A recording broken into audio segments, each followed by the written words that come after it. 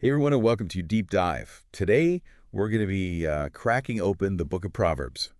Specifically, we'll be looking at a section of Proverbs Right. where a father is giving advice to his son about how to live a good life. Now, this is obviously ancient wisdom, Mm. but I think you'll be surprised by how relevant this stuff still is Yeah. to us in the modern world.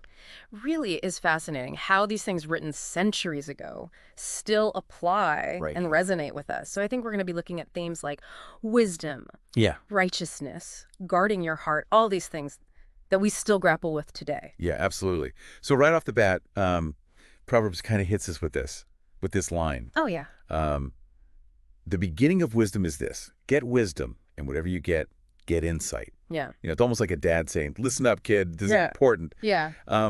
Why is there this big emphasis on getting wisdom? I think it's like this. You can have a head full of facts, but that's just knowledge. Wisdom is knowing how to use those facts. It's knowing how to make good choices and how to live a fulfilling life. It's like knowing all the ingredients to bake a cake Right. versus actually being able to bake a delicious cake. Okay, so how do we actually get wisdom? I mean, is this something that you can just like download? Or is this more complicated than that?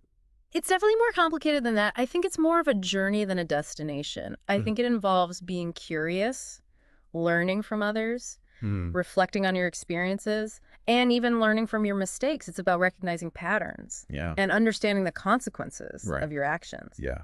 And I really like how Proverbs kind of like paints this vivid picture of these two paths, the path of the righteous and the path of the wicked.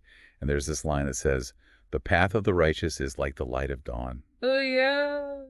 The way of the wicked is like deep darkness. It's almost like Yeah. choosing between Yeah. a clear, sunny morning and like a night with no stars. That's a really great analogy. I Yeah. think it's about the clarity and the purpose that come with living a life based on principles versus the uncertainty and the potential for harm that come with making bad choices. And it's Yeah. interesting because there are different forms of wickedness mentioned in here. It talks about dishonesty. It talks about violence. It talks about neglecting the poor, Right. neglecting the vulnerable. So there's a lot of different ways that you can sort of stray from that path. Absolutely. And one of the things that really stuck out to me was this idea of guarding your heart. Yeah.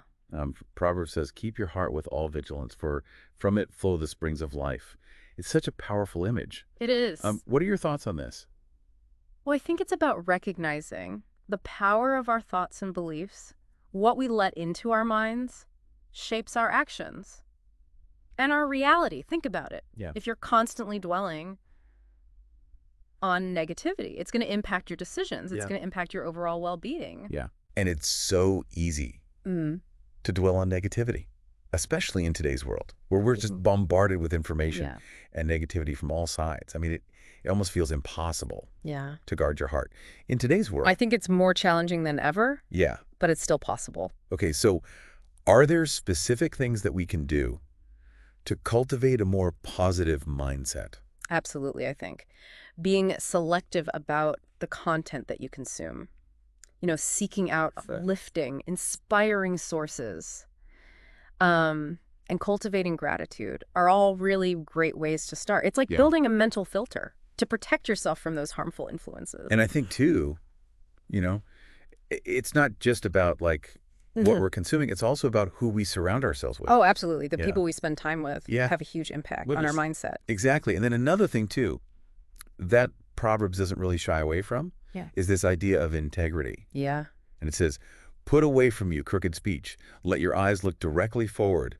It's all about being upfront and honest. Right. It's about being straightforward in your communication, Yeah. work in your personal and professional life, because that builds trust and it fosters healthy relationships. I mean, think about the people Yeah, that you admire most. exactly. I mean, chances are they're people that are known for their honesty and their integrity. Right. They walk the walk Yeah. and talk the talk. Yeah, and it's easy to kind of dismiss this ancient wisdom Yeah. as outdated. But I think it really offers some powerful insights Yeah.